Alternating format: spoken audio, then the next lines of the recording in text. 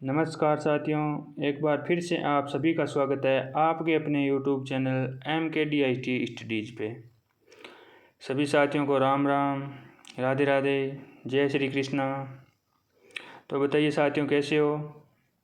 आशा करता हूँ सभी साथी स्वस्थ होंगे, मस्त होंगे और लगातार इस क्वेश्चन सीरीज़ का आनंद ले रहे होंगे। तो साथियों, लगातार हम इलेक्ट्रीशियन थ्योरी के जो अति महत्वपूर्ण परीक्षा उपयोगी प्रश्न है उनका सॉल्यूशन कर रहे हैं, जिसके पार्ट नंबर 14 का सॉल्यूशन है जो हम आज करने वाले हैं। तो साथियों, जैसा कि मैं आपको पहले ही बता चुका हूँ, ये सारे क्वेश्चंस हैं जो आपके प्रीवियस एग्ज़ाम में पूछे गए क्वेश्चंस हैं और आगे भी एग्ज़ाम में इन्हीं क्वेश्चनों को बार बार घुमा के पूछा जाता है। बस क्वेश्चन यही रहते हैं, तो आपकी इन क्वेश्चनों की बार बार प्रैक्टिस करते रहिए। तो चलिए साथियों, बिना देरी किए आज का सेशन स्टार्ट करते हैं और इन क्वेश्चनों को विस्तृत रूप से समझते हैं। तो साथियों, सेशन स्टार्ट करने से पहले आपसे निवेदन रहेगा कि प्लीज़ इस सेशन को अपने दोस्तों के साथ ज़्यादा से ज़्यादा शेयर करें ताकि आपके दोस्त भी इस सेशन का लाभ प्राप्त कर सकें। तो चलिए साथियों, स्टार्ट करते हैं आज का सेशन। आज का आपका पहला क्वेश्चन है, यदि किसी धातु के तार के क्षेत्र की दी गई लंबाई दोगुनी हो जाती है तो इसका प्रतिरोध कितना हो जाएगा? बताइए साथियों, आपको पूछा गया है यदि कोई कंडक्टर है उसके एरिया को दोगुना कर देते हैं, यानी आपको क्षेत्र मतलब यहाँ पे एरिया की लंबाई दोगुनी करने की बात की गई है। उस कंडक्टर की लंबाई दोगुनी नहीं है, यहाँ आपका एरिया दोगुना करने की बात हो रही है। तो अगर धातु के कंडक्टर के क्षेत्रफल को हम दोगुना कर देंगे तो बताइए उसका प्रतिरोध पे क्या इफेक्ट पड़ेगा, ये आपको पूछा गया है। ऑप्शन ए है प्रतिरोध दोगुना हो जाएगा, ऑप्शन बी है आधा हो जाएगा, ऑप्शन सी है अपरिवर्तित रहेगा, ऑप्शन डी है 4 गुना अधिक हो जाएगा, या ऑप्शन ई है 3 गुना अधिक हो जाएगा। तो बताइए दोस्तों, कमेंट बॉक्स में अपना उत्तर ज़रूर बताएं।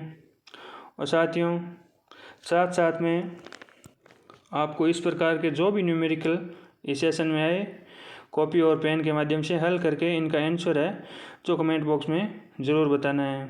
तो बताइए दोस्तों, क्या रहेगा इसका सही आंसर? तो दोस्तों, आपको पता है प्रतिरोध का फॉर्मूला आपका क्या होता है, रो इंटू एल बाई ए, जहाँ रो आपका एक नियतांक है जिसे हम कहते हैं विशिष्ट प्रतिरोध, एल आपकी हो गई कंडक्टर की लंबाई और ए आपका हो गया अनुप्रस्थ काट का क्षेत्रफल। तो अब बताइए, जो आपका प्रतिरोध है वो क्षेत्रफल के व्युत्क्रमानुपाती होता है। अब आपको यहाँ पे दिया गया है कि क्षेत्रफल है वो आपका दोगुना कर दिया गया है। तो बताइए, क्षेत्रफल को जब हम दोगुना करेंगे तो प्रतिरोध हमारा क्या हो जाएगा? प्रतिरोध हमारा आधा हो जाएगा। तो साथियों, इस क्वेश्चन का जो आपका सही आंसर रहने वाला है वो है ऑप्शन नंबर बी, यानी यदि हम किसी कंडक्टर के क्षेत्रफल को दोगुना कर देंगे तो हमारे कंडक्टर का जो प्रतिरोध है वो क्या हो जाएगा?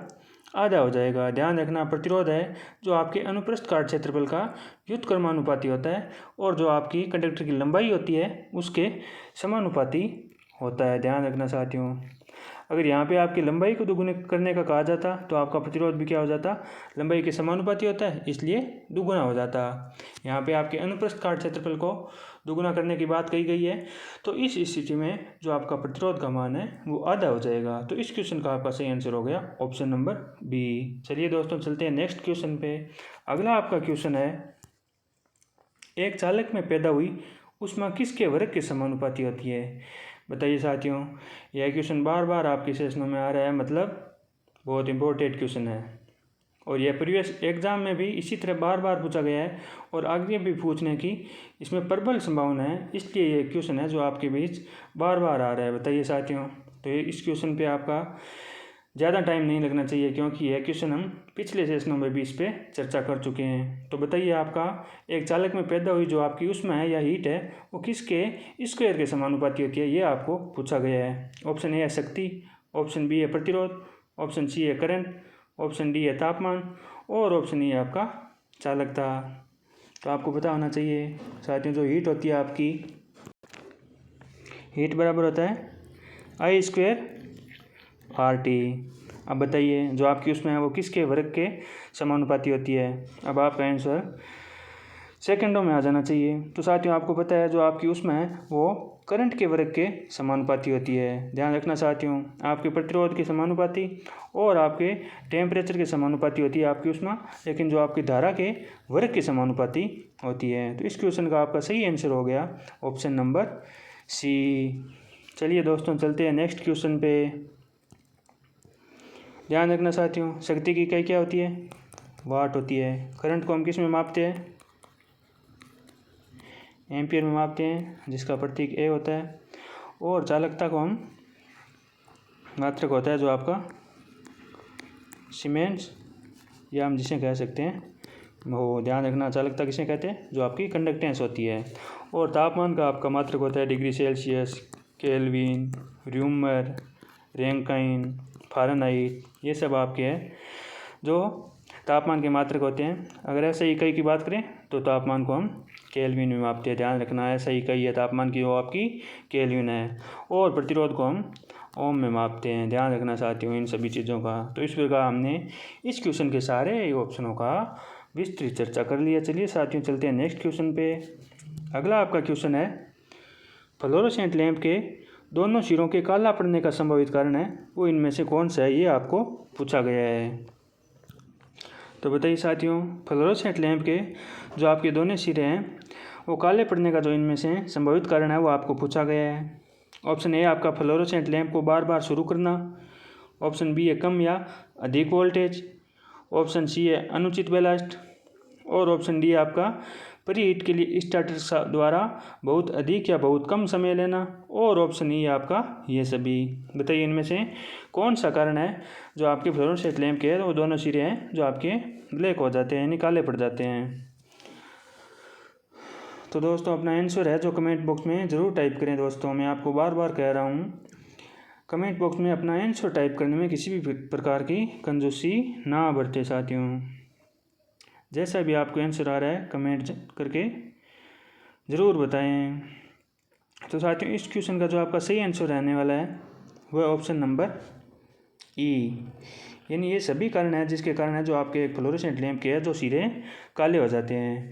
यदि हम फ्लोरोसेंट को लैंप को बार बार स्टार्ट करते हैं, बार बार बंद करते हैं, बार बार चालू करते हैं तो आपका उसके ख़राब होने की संभावना बनी रहती है।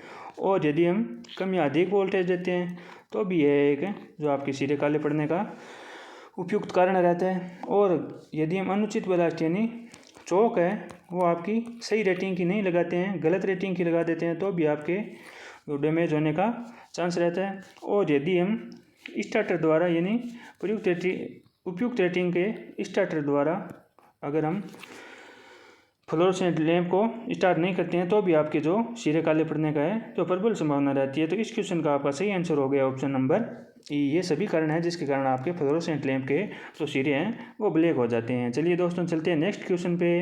अगला आपका क्वेश्चन है, जब सोडियम वेपर लैंप चालू किया जाता है तो प्रारंभ में वह कौन सा रंग देता है, ये आपको पूछा गया है। सोडियम वेपर लैंप का प्रारंभिक कलर है वो कौन सा होता है, ये आपको पूछा गया है। ऑप्शन ए है गुलाबी, ऑप्शन बी है पीला, ऑप्शन सी है हरा, ऑप्शन डी है नीला और ऑप्शन ई है आपका बैंगनी। अब बताइए, जब सोडियम वेपर लैंप को चालू करती है तो प्रारंभ में वो किस रंग की रोशनी हमें देता है, ये आपको पूछा गया है। साथियों कमेंट बॉक्स में ज़रूर अपना आंसर है टाइप कीजिए और जल्दी से जल्दी इस क्वेश्चन का आंसर दीजिए। तो साथियों जब हम सोडियम वेपर लैंप को चालू करते हैं तो इसका जो आपका प्रारंभिक कलर होता है ना वो होता है आपका पीले कलर का होता है। साथियों ध्यान रखना, सोडियम वेपर लैंप का जो आपका प्रारंभिक कलर होता है वो आपका येलो कलर होता है।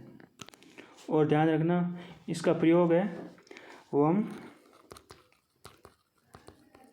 अधिक ट्रैफिक वाले रास्तों पर और आपके सड़क चौराहों पर है जो हम सोडियम वेपर लैंप का प्रयोग करते हैं, ध्यान रखना। और यह 220 वोल्ट एसी पर कार्य करता है, ध्यान रखना। तो साथियों, आपके जब सोडियम वेपर लैंप को जब स्टार्ट करते हैं तो इसका प्रारंभिक रंग आपका कैसा हो गया, येलो कलर का हो गया, ध्यान रखना। कहीं कहीं पे आपको नारंगी पीला भी अगर आपको ऑप्शन दे रखा हो तो वहाँ पे आपका नारंगी पीला भी ऑप्शन सही होगा, ध्यान रखना। तो इसमें नारंगी पीला ऑप्शन आपका नहीं दे रखा है तो आपका आंसर होगा ऑप्शन बी, ध्यान रखना साथियों। अगर आपको ऑप्शन में नारंगी पीला और पीला दोनों दे रखा है तो आपका सही आंसर पीला होगा। अगर आपको पीला नहीं दे रखा है, नारंगी पीला दे रखा है तो आपका सही आंसर नारंगी पीला होगा साथियों, ध्यान रखना। यह क्वेश्चन इस प्रकार है और 2 टाइप से आपके पहले एग्जाम्स में पूछा जा चुका है जहाँ पे आपके दोनों आंसर है जो आपके सही माने गए हैं। तो इस क्वेश्चन का आपका सही आंसर हो गया ऑप्शन नंबर बी। चलिए चलते हैं नेक्स्ट क्वेश्चन पे। अगला आपका क्वेश्चन है, साथियों एक बार ध्यान रखना, इसी में बता देता हूँ आपको। जो सोडियम वेपर लैंप को चालू करने के लिए जो हम स्टार्टर काम में लेते हैं ना, उस स्टार्टर में जो आपका बल्ब लगा रहता है वो आपका गुलाबी रंग का प्रकाश देता है, ध्यान रखना। सोडियम वेपर लैंप के जो स्टार्टर होता है उसमें जो आपका एक बल्ब लगा रहता है जो आपका पिंक कलर का है, जो लाइट प्रकाशित करता है। चलिए चलते हैं नेक्स्ट क्वेश्चन पे। अगला आपका क्वेश्चन है, एसी सर्किट में शुद्ध प्रेरक द्वारा बिजली की गई खपत कितनी होती है, बताइए साथियों। जो आपके एसी सर्किट में शुद्ध इंडक्टर के द्वारा जो आपकी पावर खपत है वो आपको पूछा गया है। ऑप्शन ए है 0 वाट, ऑप्शन बी है 1 वाट, ऑप्शन सी है 2 वाट, ऑप्शन डी है 4 वाट और ऑप्शन ई है आपका 5 वाट। बताइए दोस्तों, कमेंट करके ज़रूर बताएं क्या रहेगा इसका सही आंसर। तो साथियों आपको पता है पी बराबर क्या होता है, वी आई कोस पाई होता है आपका। एसी सर्किट में पावर ज्ञात करने का सूत्र है वो होता है पी बराबर वी आई कोस पाई। तो साथियों आपको पता है कि जो आपका शुद्ध प्रेरक होता है उसमें आपकी धारा है वो आपकी वोल्टेज से 90 डिग्री लैगिंग रहती है। और जब हम यहाँ पे P बराबर वी आई कोस 90 का मान रखते हैं तो कोस 90 का मान कितना होता है, 0। तो आपकी पावर कितनी हो जाएगी, वी आई चाहे कुछ भी हो, अगर हम कोस 90 का मान 0 रखेंगे तो आपकी संपूर्ण पावर है वो क्या हो जाएगी, 0। तो इस प्रकार से इस क्वेश्चन का जो आपका सही आंसर रहने वाला है वो है option number A, 0 watt. AC circuit में शुद्ध प्रेरक द्वारा जो आपकी बिजली की खपत की गई होती है वो आपकी 0 होती है साथियों। और अगर आपको शुद्ध कैपेसिटर की पूछ लें तो भी आपकी कितनी होती है, 0 होती है, ध्यान रखना साथियों। क्योंकि शुद्ध कैपेसिटर में आपकी धारा है वो वोल्टेज से 90 डिग्री लीडिंग होती है और कोस 90 का मान कितना होता है आपका, 0 होता है। तो पावर कितनी हो जाएगी, P बराबर वी आई कोस फाई, तो पावर आपकी हो जाएगी 0। तो इस प्रकार एसी सर्किट में शुद्ध प्रेरक हो चाहे शुद्ध कैपेसिटी हो, दोनों कंडीशन में जो आपकी पावर रहने वाली है वो शुद्ध स्थिति में आपकी 0 रहने वाली है, ध्यान रखना साथियों। शुद्ध प्रेरक पूछे और शुद्ध कैपेसिटर पूछे तो आपकी पावर है वो 0 रहने वाली है। तो इस क्वेश्चन का आपका सही आंसर हो गया ऑप्शन नंबर ए। चलिए दोस्तों चलते हैं नेक्स्ट क्वेश्चन पे। अगला आपका क्वेश्चन है, 3 फेज प्रणाली में 3 आपूर्ति लाइनों के लिए निम्नलिखित में से कौन से अक्षर है जो प्रयुक्त करते हैं, बताइए। जो आपके 3 फेज आपूर्ति होती है, 3 फेज होते हैं, उनको हम किस किस नाम से पुकारते हैं ये आपको पूछा गया है। ऑप्शन ए है U V W, option B है A B C, option C है L1 L2 L3, option D है आर वाई बी और ऑप्शन ई है आपका एक्स वाई जेड। तो बताइए साथियों क्या रहेगा इसका सही आंसर।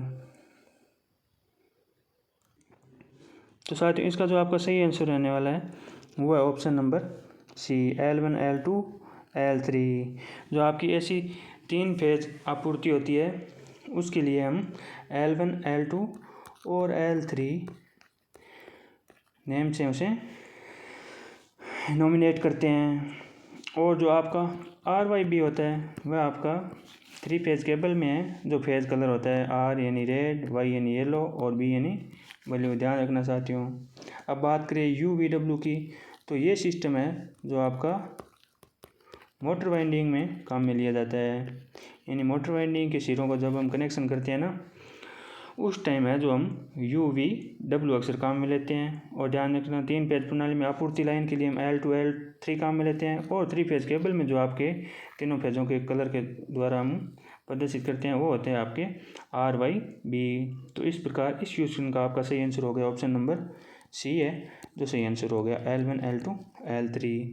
तो साथियों इस प्रकार हमें प्रत्येक क्वेश्चन के सारे ऑप्शनों पर विस्तृत चर्चा करनी है ताकि हम एक क्वेश्चन के साथ अन्य सभी प्रकार के क्वेश्चन हैं जो इस क्वेश्चन से संबंधित होते हैं उनके बारे में भी जान सकें। साथियों हम प्रत्येक सेशन में लगभग 25 से 26 क्वेश्चन सॉल्व कर रहे हैं, लेकिन अगर आपको पता हो तो वो नाम के 25 और 26 क्वेश्चन हैं। उसके साथ साथ हम उसके ऑप्शनों के माध्यम से हम अनेक क्वेश्चन हैं जो सॉल्व कर लिए होते हैं। लगभग प्रत्येक सेशन में हम 100 क्वेश्चन है वो सॉल्व कर लेते हैं। तो साथियों आपको नंबर ऑफ क्वेश्चन नहीं देखना है, सेशन की क्वालिटी और सेशन में हम ऑप्शनों के माध्यम से किस प्रकार जो क्वेश्चनों का है वो सॉल्यूशन कर रहे हैं, उस हिसाब से आपको ये देखना है कि सेशन है जो आपके लिए कितना इम्पोर्टेंट है। प्लीज़ साथियों इस सेशन को अपने दोस्तों के साथ ज़्यादा से ज़्यादा शेयर करें, लाइक करें और कमेंट में अपने आंसर है जो निरंतर है देते जाएं। चलिए साथियों चलते हैं नेक्स्ट क्वेश्चन पे। अगला आपका क्वेश्चन है, अगर आपूर्ति की आवृत्ति कम हो जाती है तो आपका कैपेसिटिव रिएक्शन कैसा होगा, ये आपको पूछा गया है। तो साथियों बताइए कमेंट करके इसका आंसर है जल्द से जल्द बताइए ताकि हम जल्द से जल्द है वो नेक्स्ट क्वेश्चन पे चल सकें। ऑप्शन ए आपका समान रहता है, ऑप्शन बी है 2 गुना हो जाता है, ऑप्शन सी है आधा हो जाता है, ऑप्शन डी है 3 गुना हो जाता है और ऑप्शन ए आपका 4 बार बढ़ाया जाता है। बताइए साथियों। तो आपको ध्यान रखना है कैपेसिटिव रिएक्टेंस का जो आपका फॉर्मूला क्या होता है, अक्स सी बराबर कैपेसिटिव रिएक्टेंस को है जो हम अक्स सी से दर्शाते हैं और अक्स सी बराबर होता है आपका 1/2 पाई FC। ध्यान रखना 1/2 पाई FC।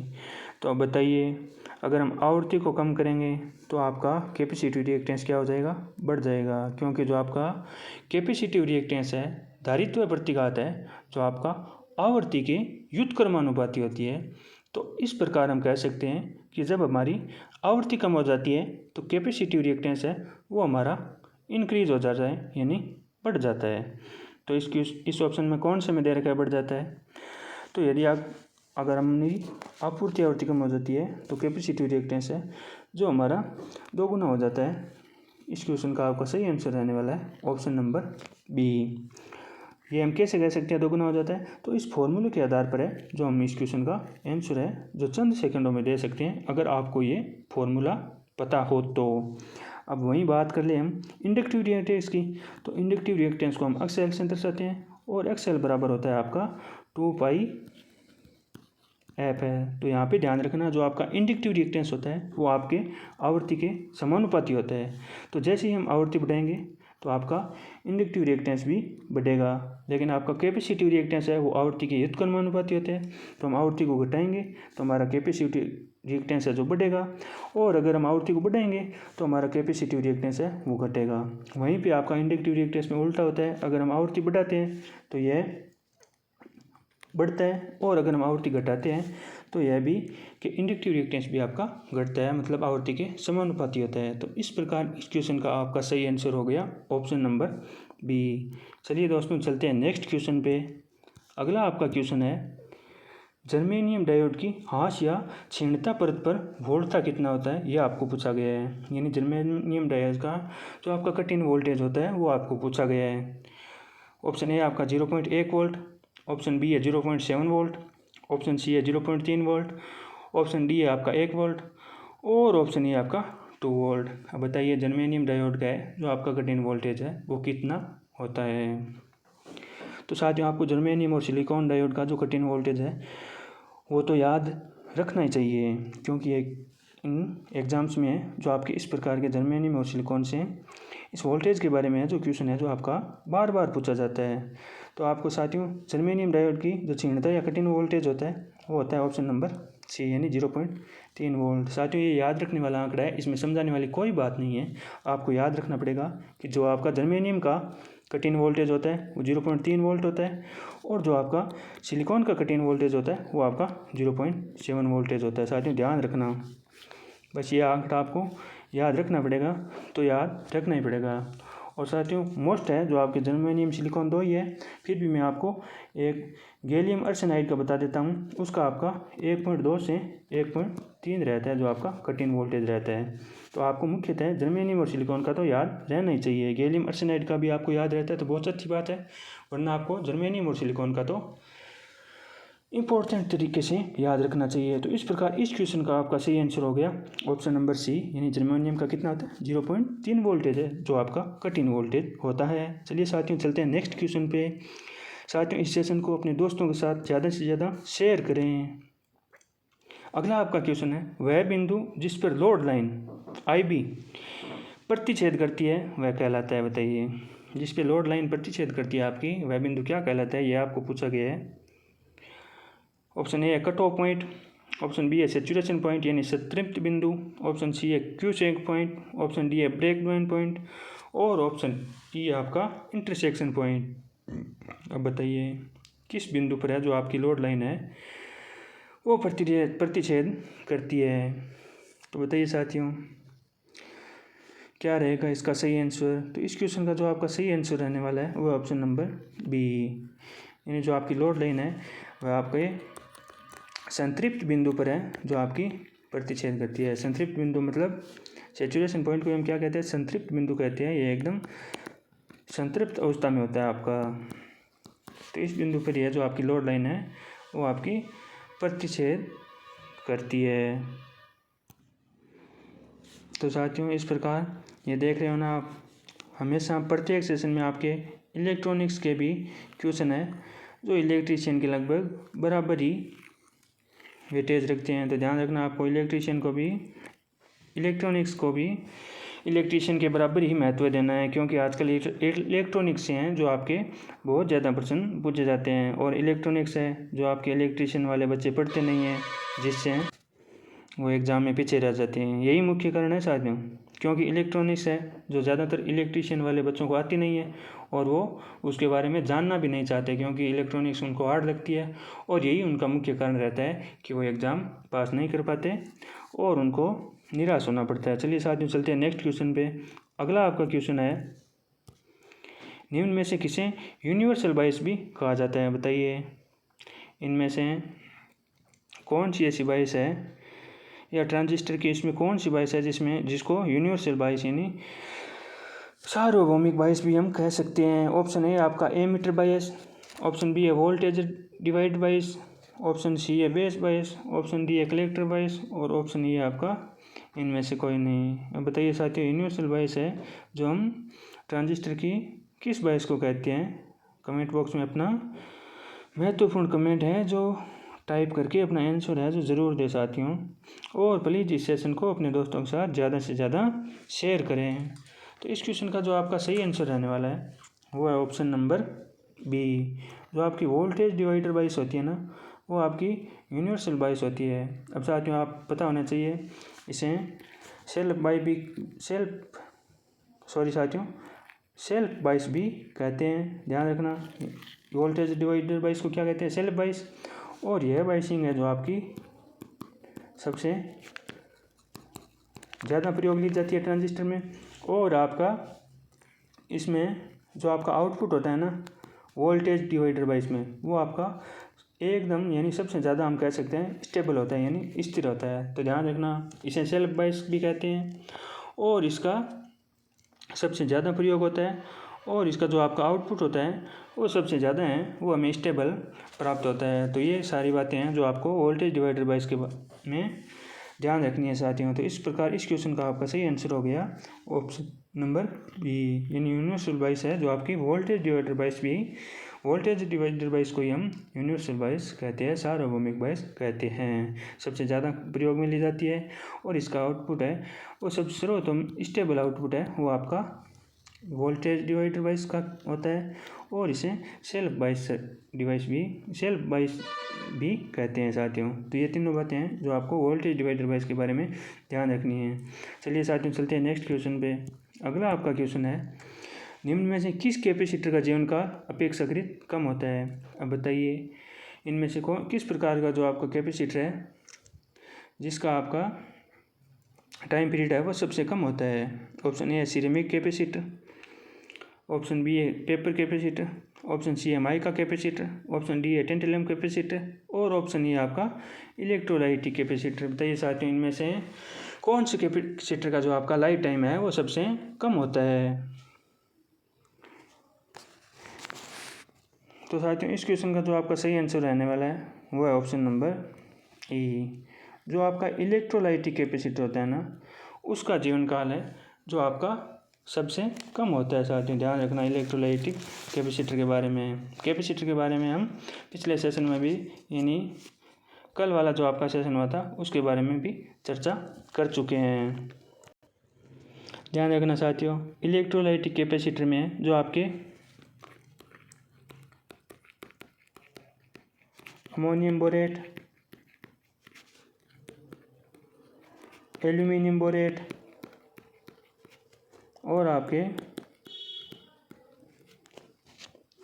सोडियम फास्फेट नामक जो आपके पदार्थ होते हैं ना, उनकी लुब्धि प्रयोग की जाती है, या कह सकते हैं कि इन पदार्थों का जो आपका घोल है वो HCl के रूप में प्रयोग किया जाता है। और इसका जो आपका कैपेसिटेंस मान होता है वो आपका होता है 2000 माइक्रोफेड के इलेक्ट्रोलाइटिक कैपेसिटर होता है जो आपके 2000 माइक्रोफेड तक की क्षमता में बनाए जाते हैं। और ध्यान रखना 450 वोल्टेज है DC तक की क्षमता में ये बनाए जाते हैं। तो ये बात कर ली हमने इलेक्ट्रोलाइटिक कैपेसिटर की।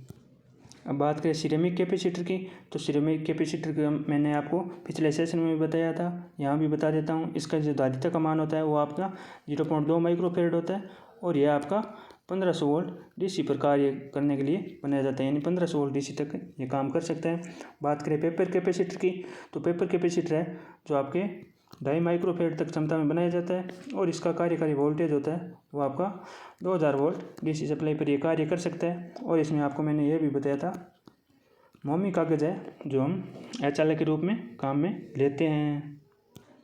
बात करें माइका कैपेसिटर की, तो माइका कैपेसिटर के बारे में मैंने आपको बताया था, इसकी जो क्षमता होती है 0.1 माइक्रोफेड होती है और ये आपके 2500 वोल्ट DC तक है जो काम कर सकते हैं। तो ये हमने बात कर ली सिरेमिक, माइका, पेपर और इलेक्ट्रोलाइटिक कैपेसिटर की। तो इस क्वेश्चन का जो आपका सही आंसर रहने वाला है, यानी आपका सबसे कम जीवन काल है वो आपका इलेक्ट्रोलाइटिक कैपेसिटर का होता है। ऑप्शन ई आपका सही आंसर हो गया।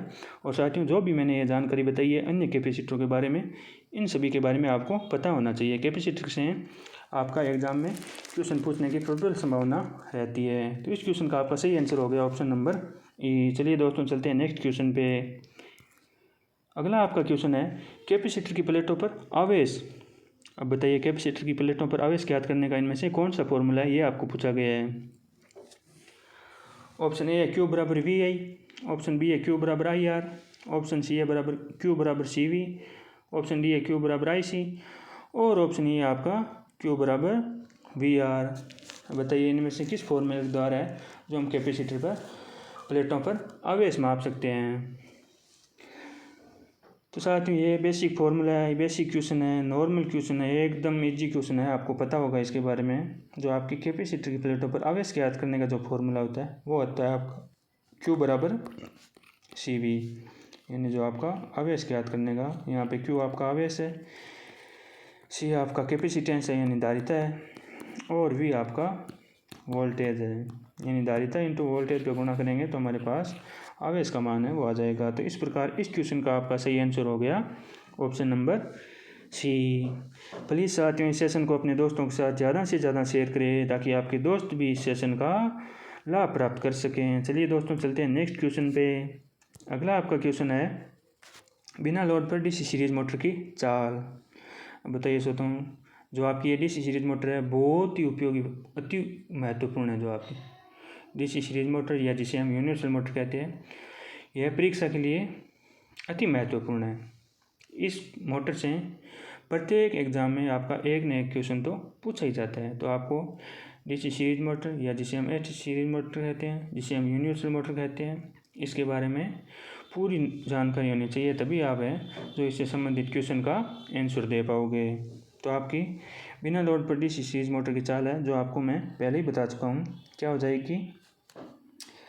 ए ऑप्शन नंबर 0 हो जाएगी और बी ऑप्शन है आपका 3600 RPM, सी है 3000 RPM, डी है 4000 RPM और ये आपकी अनंत।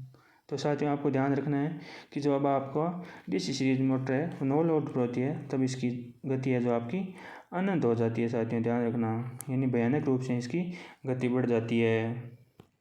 अब साथियों आपको डीसी सीरीज मोटर के बारे में और क्या ध्यान रखना है, तो साथियों डीसी सीरीज मोटर में आपकी लोड धारा, आपकी आर्मेचर धारा और आपकी सीरीज फील्ड धारा है, वो तीनों धाराएं क्या होती है आपस में बराबर होती है। ध्यान रखना साथियों। और जो आपके स्टार्टिंग जो आपके डीसी सीरीज मोटर का जो आपका टॉर्क होता है वो आपके स्टार्टिंग टॉर्क आपका उच्च होता है। और ध्यान रखना जो आपका टॉर्क है वो डीसी सीरीज मोटर में आर्मेचर धारा के वर्ग के समानुपाती यानी टी समानुपाती I²। तो ये भी आपको ध्यान रखना है। अब आपको पता होना चाहिए डीसी सीरीज मोटर का हम कहाँ पर प्रयोग करते हैं। तो साथियों जैसे रेल इंजन है, क्रेन है, यानी जहाँ पे उच्च स्टार्टिंग टॉर्क की आवश्यकता होती है वहाँ हमें जो डीसी सीरीज मोटर का प्रयोग करते हैं। और बात करें तो ट्रैक्शन कार्यों में या भारी निर्माण कार्य में जो आपके ट्रक प्रयोग होते हैं ना, उनमें भी आपके डीसी सीरीज मोटर काम में ली जाती है। और एक आपके होएस्ट में भी डीसी सीरीज मोटर काम में ली जाती है। तो आपका ध्यान रखना साथियों डीसी सीरीज मोटर के अनुप्रयोग होएस्ट, ट्रैक्शन, भारी निर्माण कार्य में प्रयुक्त होने वाले ट्रक, क्रेन, उच्च स्टार्टिंग टॉर्क में या रेल इंजन में हमें जो डीसी सीरीज मोटर का प्रयोग करते हैं। तो इस प्रकार इस क्वेश्चन का आपका सही आंसर हो गया ऑप्शन नंबर ई, यानी बिना लोड पर आपकी डीसी सीरीज मोटर की चाल है वो अनंत है हो जाएगी या भयानक रूप से बढ़ जाएगी। इसलिए सीरीज मोटर को बिना लोड है वो हमें कभी भी स्टार्ट नहीं करना चाहिए, लोड के साथ ही स्टार्ट करना चाहिए। चलिए साथियों चलते हैं नेक्स्ट क्वेश्चन पे। अगला आपका क्वेश्चन है अनुनाद आवृत्ति पर प्रेरक प्रतिबाधा का मान किसके समान होगा, ये आपको पूछा गया है। अब बताइए साथियों अनुनाद आवृत्ति का जो आपका क्वेश्चन है वो आपसे पूछा गया है। अनुनाद आवृत्ति पर जो आपके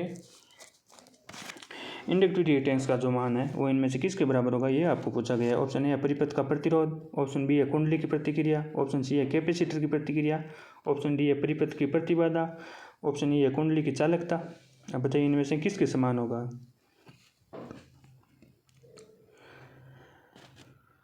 तो साथियों आपको पता है अनुनाद की स्थिति में जो आपका इंडक्टिव रिएक्टेंस है वो आपका कैपेसिटिव रिएक्टेंस के बराबर होता है। तभी हम कह सकते हैं कि जो हमारा परिपथ है वो अनुनाद की स्थिति में है। तो आपके प्रेरक प्रतिबाधा का मान किसके बराबर होगा, आपके कैपेसिटर की प्रतिक्रिया के मान के बराबर होगा। यह हम कैसे कह सकते हैं कैपेसिटर की प्रतिक्रिया के बराबर होगा, ये हम कह सकते हैं कि जो आपका इंडक्टिव रिएक्टेंस है वो आपका अनुनाद की स्थिति में कैपेसिटिव रिएक्टेंस के बराबर होता है, यानी XL बराबर क्या होता है अक्षीय होता है। इस प्रकार इस क्वेश्चन का आपका जो सही आंसर हो गया वो हो गया ऑप्शन नंबर सी, कैपेसिटर की प्रतिक्रिया के बराबर होता है। अब साथियों अनुनाद की स्थिति में आपका कैसा परिपथ होता है यह भी आपको पता होना चाहिए। तो साथियों जो आपका श्रेणी अनुनाद परिपथ होता है ना, उसके बारे में मैं आपको दो बात बता देता हूँ। श्रेणी अनुनाद परिपथ होता है उसमें आपकी प्रतिबाधा है यानी जेड का मान है वो आपका न्यूनतम होगा और आपकी इसमें धारा है वो आपकी अधिकतम होगी। प्रतिबाधा न्यूनतम, धारा अधिकतम, और इस कंडीशन में इस परिपथ को है हम स्वीकारी सर्किट भी कहते हैं। ध्यान रखना चाहते हैं स्वीकारी सर्किट, स्वीकारी परिपथ है वो हम किस स्थिति में कहते हैं, श्रेणी अनुनाद की स्थिति में जो हम परिपथ को है वो स्वीकारी परिपथ भी कहते हैं। इसमें प्रतिबाधा न्यूनतम होती है और इसमें धारा है जो आपकी अधिकतम होती है। साथियों ध्यान रखना। तो आप यह भी बता दीजिए कि जो आपका श्रेणी अनुनाद आवृत्ति का जो फॉर्मूला है वो क्या होता है, F नोट बराबर क्या होता है। तो साथियों मैं बताते हूँ आपको, ये होता है 1/2π√LC, जहाँ L आपका इंडक्टर है और C आपका कैपेसिटर है। तो ये होता है आपका अनुनाद आवृत्ति का फॉर्मूला, ये भी आपको याद रखना चाहिए। इससे आप कह सकते हैं कि अनुनाद आवृत्ति आपकी किसके समानुपाती है और किसके व्युत्क्रमानुपाती है। इसका आंसर है जो आप इस फॉर्मूले के माध्यम से दे सकते हैं साथियों। तो साथियों ये हमने बात कर ली कि आपका श्रेणी अनुनाद परिपथ में आपका इंडक्टिव रिएक्टेंस और कैपेसिटिव रिएक्टेंस है उनका मान बराबर होता है। तो इस क्वेश्चन का आपका सही आंसर हो गया ऑप्शन नंबर सी। साथियों इस प्रकार हमने इस क्वेश्चन का पूरा पोस्टमार्टम कर लिया। चलिए चलते हैं नेक्स्ट क्वेश्चन पे। अगला आपका क्वेश्चन है कम्यूटेटर सेगमेंट के बीच इस्तेमाल होने वाला इंसुलेटिंग मटेरियल क्या है। अब बताइए। जो हम डीसी प्राप्त करने के लिए कम्यूटेटर काम में लेते हैं, उसमें जो आपके सेगमेंट्स बने होते हैं इस प्रकार के, उनके बीच में हम अचालक पदार्थ के रूप में किसका प्रयोग करते हैं। इनके बीच में यहाँ पे जो अचालक पदार्थ भरा होता है, यहाँ पे हम किस पदार्थ का उपयोग करते हैं, ये आपको पूछा गया है। ऑप्शन ए आपका वार्निश, ऑप्शन बी है माइका, ऑप्शन सी है एम्पायर क्लॉथ, ऑप्शन डी है फिल्म पेपर और ऑप्शन ई है आपका प्लास्टिक। बताइए साथियों, जो आपके कम्यूटेटर सेगमेंट है इनमें से कौन सा पदार्थ है जो आपके कम्यूटेटर सेगमेंट के बीच में हम अचालक पदार्थ के रूप में काम में लेते हैं। तो इसका आपका सही आंसर रहने वाला है option number B, mica. Mica का प्रयोग है जो हम कम्यूटेटर सेगमेंट के अचालक के रूप में प्रयोग करते हैं, या कह सकते हैं कि कुचालक के रूप में प्रयोग करते हैं। अब साथियों पता होना चाहिए माइका क्या होता है। आप पूछोगे सहायता सर ये माइका क्या होता है, तो मैं आपको बताऊंगा साथियों कि माइका है जो आपका एक पारदर्शी पदार्थ होता है, आपका अग्निरोधी होता है और यह नमी से अप्रभावित होता है, यानी नमी का इस पर कोई इफेक्ट नहीं पड़ता। ध्यान रखना, पारदर्शी, अग्निरोधी और आपका नमी से अप्रभावित होता है। अब ध्यान रखना, आपका यह कुचालक होता है और आपका ऊष्मा का चालक है। धारा का कुचालक और आपका विद्युत का कुचालक और ऊष्मा का चालक होता है। ध्यान रखना, माइका हमारे इंडिया में है जो आपका प्रचुर मात्रा में पाया जाता है। ध्यान रखना, और जब हम हीटिंग एलिमेंट का जो बेस बनाते हैं ना, उसमें माइका के बराबर आपका अन्य कोई भी पदार्थ है वो कुचालक में होड़ नहीं कर सकता माइका की। माइका सर्वोत्तम पदार्थ है हीटिंग एलिमेंट के आधार बनाने के लिए। साथियों ये आपको बात है वो अभी दिमाग में सेट कर लेनी है कि माइका है जो आपके हीटिंग एलिमेंट के आधार के रूप में है, वो आपका सर्वोत्तम अचालक पदार्थ है। ध्यान रखना साथियों, माइका, इसे ही हम क्या कहते हैं, अभ्रक भी इसी का नाम होता है। तो साथियों ये हमने बात कर ली माइका की। वार्निश आपको पता है हम मोटर, जनरेटर वगैरह की मशीनों की वाइंडिंग करते हैं। वाइंडिंग को कुचालक बनाने के लिए हम वार्निश का प्रयोग करते हैं। तो इस प्रकार इस क्वेश्चन का आपका सही आंसर हो गया option number B, commutator segment के बीच है हम माइका का उपयोग है वो अचालक के रूप में प्रयोग करते हैं। चलिए साथियों चलते हैं नेक्स्ट क्वेश्चन पे। अगला आपका क्वेश्चन है, फ्लेमिंग का दाएं हाथ का नियम है कि दिशा की पहचान करने में इस्तेमाल होता है। साथियों ये क्वेश्चन है जो आपके पिछले सेशनों में भी आ चुका है। अब आप पूछोगे या आप कहोगे सर ये पिछले सेशनों में करा चुके हो तो बार बार ये क्यों ले रहे हो सामने।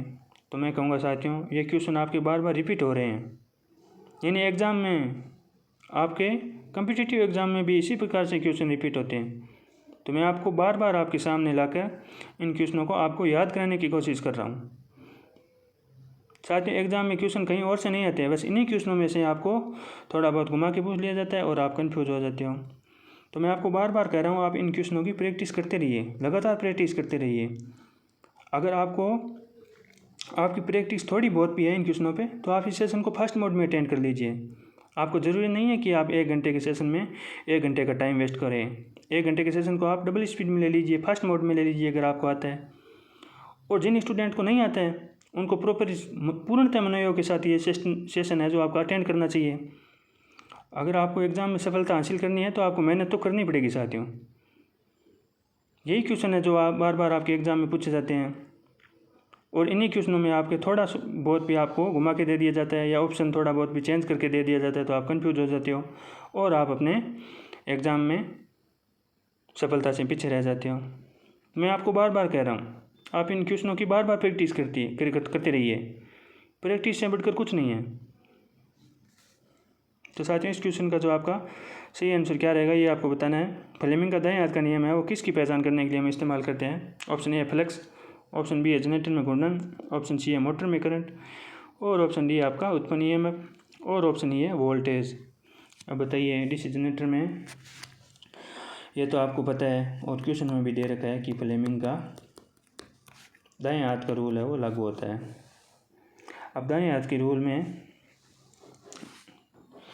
किसको याद करने के लिए हम फ्लेमिंग का दाएं हाथ का रूल है जो डीसी जनरेटर में प्रयोग करते हैं, बताइए साथियों। तो इस क्वेश्चन का जो आपका सही आंसर रहने वाला है वो ऑप्शन नंबर डी, इन उत्पन्न ईएमएफ की दिशा ज्ञात करने के लिए हम डीसी जनरेटर में फ्लेमिंग के राइट हैंड रूल का जो उपयोग करते हैं।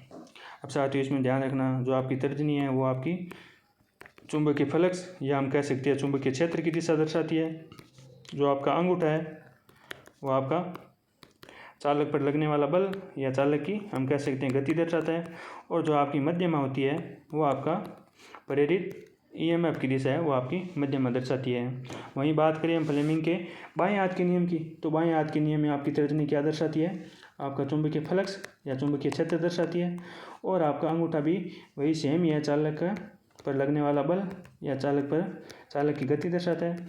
और लेकिन यहाँ पे आपका परिवर्तन आ जाती है मध्य में है, जो आपकी प्रेरित धारा की दिशा दर्शाती है। यहाँ पे प्रेरित ईएमएफ है और मोटर में आपकी प्रेरित धारा हो जाती है साथियों। तो इस प्रकार इस क्वेश्चन का आपका सही आंसर हो गया ऑप्शन नंबर डी। फ्लेमिंग का जो आपका राइट हैंड रूल है वो हम जनरेटर में उत्पन्न ईएमएफ की दिशा ज्ञात करने के लिए प्रयोग करते हैं। चलिए दोस्तों चलते हैं नेक्स्ट क्वेश्चन पे। प्लीज़ साथियों इस सेशन को अपने दोस्तों के साथ ज़्यादा से ज़्यादा शेयर करें। अगला आपका क्वेश्चन है 230 वोल्ट पावर सप्लाई और 100 ओम की सीरीज में समांतर प्रतिरोध वाले सर्किट के लिए आवश्यक कुल करंट कितना है, यह आपको पूछा गया है। साथ ही वोल्टेज का मान आपको दे रखा है, प्रतिरोध का मान आपको दे रखा है और आपको धारा पूछी है। एकदम इजी क्वेश्चन है, बिना टाइम गंवाएं जल्दी से इस क्वेश्चन का आंसर है जो आप कमेंट बॉक्स में टाइप करें ताकि हम जल्द से जल्द नेक्स्ट क्वेश्चन पे चल सकें। तो साथियों इसका चलिए जानते हैं सॉल्यूशन क्या होगा। आई बराबर होता है आपका वी बटे आर। वी आपका कितना दे रखा है 230 वोल्ट, प्रतिरोध आपका कितना है 100 ओम। इसका जो हम सॉल्यूशन करेंगे तो हमारे पास कितना आएगा 2.3 एम्पियर। ध्यान रखा, तो इस क्वेश्चन का आपका सही आंसर होगा ऑप्शन नंबर बी। अगर हमारे पास किसी सर्किट में 230 वोल्ट है और अगर उसमें 100 ओम का प्रतिरोध लगाया है तो वहाँ पे जो आपकी 2.3 एम्पियर मान की है वो धारा प्रवाहित होगी। इस प्रकार इस क्वेश्चन का आपका सही आंसर हो गया ऑप्शन नंबर बी। चलिए दोस्तों चलते हैं नेक्स्ट क्वेश्चन पे। अगला आपका क्वेश्चन है हाफ वेव रेक्टिफायर में कितने डायोड इस्तेमाल किए जाते हैं, बताइए साथियों। हाफ वेव रेक्टिफायर में जो हम कितने डायोड है काम में लेते हैं। ऑप्शन ए है 1, ऑप्शन बी है 2, ऑप्शन सी है 3, ऑप्शन डी है 4 और ऑप्शन ए आपका 5। बताइए साथियों कमेंट बॉक्स में ज़रूर बताएं इसका आंसर क्या रहने वाला है। इसका सही आंसर हाफ वेव रेक्टिफायर में हम कितने डायोड है जो काम में लेते हैं, बताइए साथियों। साथियों आपको पता है रेक्टिफायर कितने प्रकार के होते हैं, 2 प्रकार के होते हैं। एक होता है आपका हाफ वेव रेक्टिफायर, एक होता है आपका full wave rectifier. Full wave rectifier कितने प्रकार के, 2 प्रकार के होते हैं। एक होता है आपका सेंटर टेप और एक होता है आपका ब्रिज टाइप, नहीं जिसे हम सेतुदिष्टकारी भी कहते हैं। तो बताइए हाफ वेव रेक्टिफायर में आपको पूछा गया है कितने डायोड काम में लेते हैं। तो इस क्वेश्चन का आपको जो सही आंसर रहेगा वो रहेगा ऑप्शन नंबर ए। हाफ वेव रेक्टिफायर में हम 1 डायोड काम में लेते हैं। ध्यान रखना सेंटर टेप में हम 2 डायोड काम में लेते हैं और आपका ब्रिज रेक्टिफायर में वो हम 4 डायोड काम में लेते हैं। ध्यान रखना हाफ वेव में 1, सेंटर टेप में 2 और आपका फुल वेव रेक्टिफायर में हम 4 डायोड है जो काम में लेते हैं। तो इस क्वेश्चन का आपका सही आंसर हो गया ऑप्शन नंबर ए। चलिए साथियों बिना देरी के चलते हैं नेक्स्ट क्वेश्चन पे। अगला आपका क्वेश्चन है जैसे जैसे डीसी जनरेटर की रफ्तार बढ़ती है प्रेरित वोल्टेज है उसमें आपका क्या चेंजेस रहेगा, ये आपको पूछा गया है। यानी मोटर की जनरेटर की रफ्तार बढ़ेंगे तो वोल्टेज पे क्या इफेक्ट पड़ेगा, ये आपको पूछा गया है। ऑप्शन ए है वोल्टेज बढ़ेगा, ऑप्शन बी है वोल्टेज घटेगा, ऑप्शन सी है समान रहेगा, ऑप्शन डी है शून्य हो जाएगा और ऑप्शन ई आपका बहुत अधिक हो जाएगा। तो बताइए साथियों डीसी जनरेटर का जब हम गति बढ़ाते हैं तो उसके वोल्टेज पे क्या इफेक्ट पड़ता है, कमेंट बॉक्स में ज़रूर अपना अमूल्य आंसर है जो जल्द से जल्द टाइप करें। तो साथियों इस क्वेश्चन का जो आपका सही आंसर रहने वाला है वो है ऑप्शन नंबर ए। यानी हम डीसी जनरेटर की जो घूर्णन गति बढ़ाते हैं तो उसका वोल्टेज भी बढ़ेगा। अब आप पूछोगे सर कैसे बढ़ेगा, हम कैसे मान लें कि बढ़ेगा, तो मैं बताऊंगा साथियों आपको कि डीसी जनरेटर में जो आपका वोल्टेज का जो आपका फॉर्मूला होता है वो आपका होता है फाई जेड एन बटा सार इंटू पी बटा ए। ये आपका फॉर्मूला होता है डीसी जनरेटर में ईएमएफ ज्ञात करने का। तो अब साथियों आपको क्या कहा गया है, यहाँ पे एन क्या है घूर्णन गति है, पी क्या है पोल है, ए है आर्मेचर पथों की संख्या, जेड है आपके आर्मेचर चालकों की संख्या और फाई है आपका फ्लक्स, ध्यान रखना। तो अब आपको कहा गया है कि हम घूर्णन गति यानी रफ्तार बढ़ाएंगे तो आपका वोल्टेज ई पर क्या प्रभाव पड़ेगा। बताइए साथियों, जब हम एन बढ़ाएंगे तो ई पर क्या प्रभाव पड़ेगा। ई आपका वोल्टेज और एन आपकी गति। तो आप कहोगे सर ये तो समानुपाती है, यानी जैसे जैसे हम गति बढ़ाएंगे वैसे वैसे वोल्टेज भी है वो हमारा बढ़ता जाएगा। तो इसी प्रकार इस फॉर्मूले से ही हमने इस क्वेश्चन का आंसर निकाला है, यानी जैसे जैसे रफ्तार बढ़ेगी वैसे वैसे प्रेरित जो आपका ईएमएफ है वो भी बढ़ेगा। तो इस प्रकार इस क्वेश्चन का जो आपका सही आंसर रहने वाला है वो है ऑप्शन नंबर ए। चलिए साथियों चलते हैं नेक्स्ट क्वेश्चन पे। प्लीज़ साथियों अपने इस सेशन को अपने दोस्तों के साथ ज़्यादा से ज़्यादा शेयर करें। अगला आपका क्वेश्चन है, कौन सा जनरेटर है कोई अवशिष्ट चुंबक तो नहीं होने पर भी वोल्टेज को बढ़ा सकता है। बताइए साथियों, ऐसा कौन सा जनरेटर है जिसमें अगर अवशिष्ट चुंबक तो न हो फिर भी हम वोल्टेज उससे जनरेट करवा सकते हैं। बताइए साथियों, ऑप्शन ए है सीरीज जनरेटर, ऑप्शन बी है शंट जनरेटर, ऑप्शन सी है कंपाउंड जनरेटर, ऑप्शन डी है separately excited generator, option E है ये सभी। बताइए साथियों, ऐसा कौन सा जनरेटर है जिसमें अवशिष्ट चुंबक तो नहीं होने पर भी हम वोल्टेज को बढ़ा सकते हैं। तो इस क्वेश्चन का जो आपका सही आंसर है वो है ऑप्शन नंबर डी, जो आपका सेपरेटली एक्साइटेड जनरेटर होता है ना, जिसे हम कहते हैं पृथक उत्तेजित जनरेटर। अब आप कहोगे सर इसे पृथक उत्तेजित जनरेटर क्यों कहते हैं, तो मैं आपको बताऊंगा। क्योंकि इसमें जो हम फील्ड पोल या हम कह सकते हैं फील्ड वाइंडिंग को है जो हम सप्लाई है वो बाह्य स्रोत से देते हैं, यानी चाहे बैटरी हो, चाहे डीसी शंट जनरेटर हो, चाहे आपका रेक्टिफायर हो, इन माध्यमों के द्वारा इसके फील्ड पोल को हम सप्लाई बाहरी स्रोत से देते हैं। इसीलिए इसे कहते हैं सेपरेटली एक्साइटेड जनरेटर, पृथक उत्तेजित जनरेटर। यानी इसको उत्तेजना है वो बाहर से अलग तरीके से अलग किसी माध्यम के द्वारा दी जाती है। इसके फील्ड पोल को जो उत्तेजना है वो बाहरी स्रोत के द्वारा दी जाती है। इसी कारण इसे पृथक उत्तेजित जनरेटर कहा जाता है, यानी ये अलग से उत्तेजित जनरेटर है।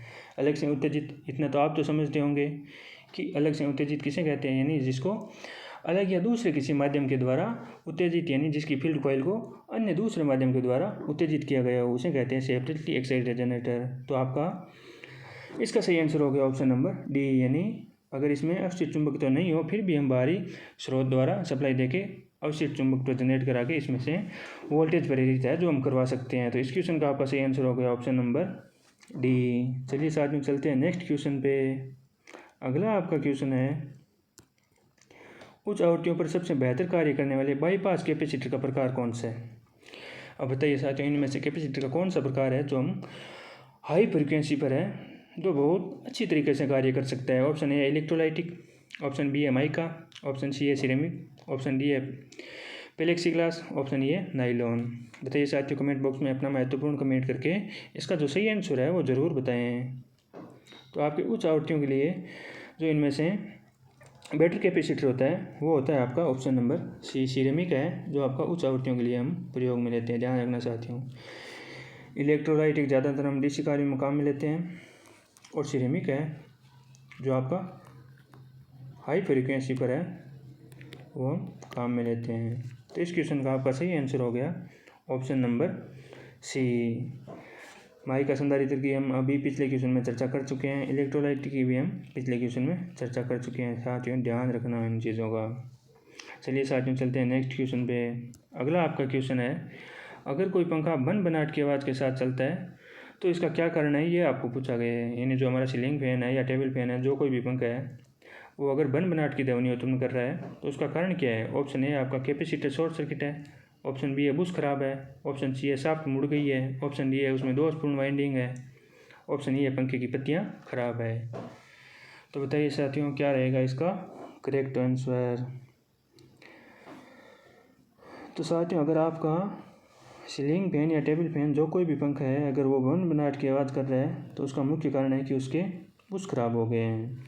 बुश के सिंपल भाषा में कहे तो उसका जो बियरिंग होता है ना वो आपका डैमेज हो गया है, जिसके कारण है जो आपकी बन बनाहट की आवाज़ कर रहा है। साथियों ध्यान रखना, अगर आपका कैपेसिटर शॉर्ट हो जाएगा तो आपका पंखा है वो आपका स्टार्ट नहीं होगा, क्योंकि कैपेसिटर जो आपका फेज विभक्त करने का काम करता है। और सिंगल फेज में आपका एक फेज होता है, जैसे कैपेसिटर है जो आपका 2 फेज में विभक्त करता है। ध्यान रखना साथियों, एक फेज पर आपकी कोई भी ऐसी मोटर नहीं है जो एक फेज पर स्टार्ट हो जाए, इसीलिए हम कैपेसिटर में काम में लेते हैं, जो हमें एक फेज को 2 फेज में विभक्त कर देता है और हमारा पंखा स्टार्ट हो जाता है। अगर हमारा कैपेसिटी शॉर्ट हो जाएगा तो हमारा पंखा है जो स्टार्ट नहीं होगा, ध्यान रखना साथियों।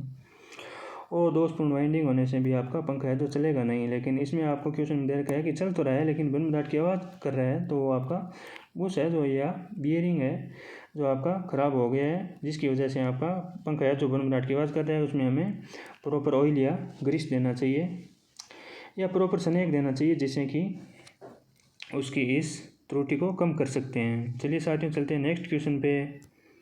अगला आपका क्वेश्चन है, पंखे में कैपेसिटर का क्या प्रयोजन है। साथियों हमने अभी इसी क्वेश्चन पे चर्चा कर लिया है, तो इस क्वेश्चन पे ज़्यादा टाइम वेस्ट नहीं करना है। जल्दी से इस क्वेश्चन का सही आंसर है जो आप कमेंट बॉक्स में टाइप कर दीजिए। हमने अभी बात की है कि पंखे में कैपेसिटर का क्या काम होता है। ऑप्शन ए आपका रफ्तार को बढ़ाता है, ऑप्शन बी है गड़बड़ी उत्पन्न होने पर पंखे को बचाता है, ऑप्शन सी है फेज शिफ्ट देता है, ऑप्शन डी है रफ्तार को नियंत्रण करता है यानी स्पीड कंट्रोल करता है, और ऑप्शन ए आपका ये सभी काम करता है। तो बताइए साथियों कैपेसिटर का है जो क्या कार्य रहता है। हमने अभी चर्चा की है, कमेंट बॉक्स में इसका आपका एक का भी आंसर है जो गलत नहीं होना चाहिए, बिल्कुल एकदम सही आंसर है वो कमेंट बॉक्स में टाइप जरूर करें।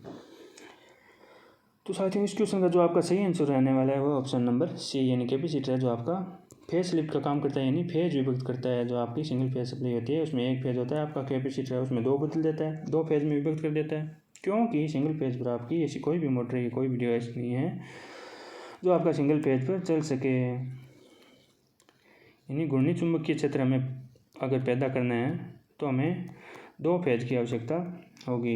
इसीलिए मोटरें हैं जो आपके एक फेज पे नहीं चलती है, कैपेसिटर उसका यही काम करता है कि जो आपका एक फेज होता है उसे 2 फेज में विभक्त कर देता है और अपनी मोटर है जो सेल्फ स्टार्ट हो जाती है। या हम ये कह सकते हैं कि सिंगल फेज पे आपकी कोई मोटर नहीं होती है, कैपेसिटर आपका फेज विभक्त करने का काम करता है। तो इस प्रकार इस क्वेश्चन का आपका सही आंसर हो गया ऑप्शन नंबर सी। चलिए साथियों चलते हैं नेक्स्ट क्वेश्चन पे। अगला आपका क्वेश्चन है, डाई इलेक्ट्रिक स्ट्रेंथ को किसी वस्तु के नमूना की मोटाई से विभाजित करके गणना की जा सकती है। अब बताइए साथियों डाई इलेक्ट्रिक से संबंधित इनमें से कौन सा घटक आपको दे रखा है। ऑप्शन ए है पीक वोल्टेज, ऑप्शन बी है peak inverse voltage, option C है break down voltage, option D है बैरियर वोल्टेज और ऑप्शन ए आपका हाई वोल्टेज। यानी डाई इलेक्ट्रिक स्ट्रेंथ है वो किसी वस्तु के नमूना की मोटाई से किसको विभाजित करके गणना करते हैं, बताइए साथियों। अगर आपको डाई इलेक्ट्रिक स्ट्रेंथ का मात्रक भी पता है तो आप इस क्वेश्चन का आंसर है जो आसानी से दे सकते हो। तो इस क्वेश्चन का जो आपका सही आंसर रहने वाला है वो आपका ऑप्शन नंबर सी यानी डाई इलेक्ट्रिक स्ट्रेंथ क्या होती है, किसी भी आपके कुचालक पदार्थ की हाईएस्ट जो आपकी कुचालक बनाए रखने की क्षमता है ना उसे हम डाई इलेक्ट्रिक स्ट्रेंथ कहते हैं। और ब्रेकडाउन वोल्टेज क्या होता है, जिस पर उस पदार्थ का यह गुण है वो भंग हो जाए यानी उसकी वह चालकता के समान व्यवहार करने लग जाए, तो ये आपके उस मटेरियल का ब्रेकडाउन वोल्टेज कहलाता है यानी उसमें ब्रेकडाउन हो गया आपका। ध्यान रखना डाई इलेक्ट्रिक स्ट्रेंथ का जो हमारा फॉर्मूला होता है ना वो होता है kV प्रति mm।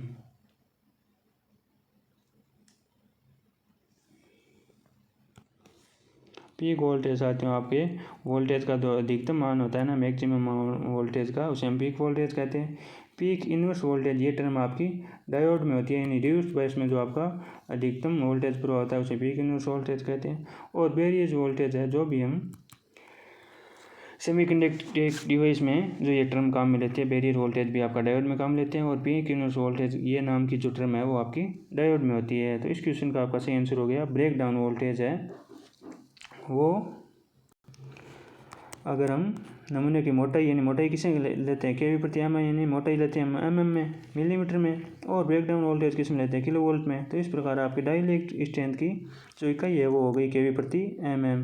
तो यही आपको पूछा गया है यानी नमूने की मोटाई है वो किससे विभाजित करेंगे, तो आपको पता है किससे करेंगे, ऊपर आपका वोल्टेज आएगा और वोल्टेज कौन सा आएगा जो आपके उस पदार्थ की जो आपकी सहन क्षमता है उसको भंग कर दे यानी ब्रेकडाउन वोल्टेज है वो आपका ब्रेकडाउन वोल्टेज से आपके नमूने की मोटाई जो आपकी mm होती है उसके अनुपात को हम डाइलेक्ट्रिक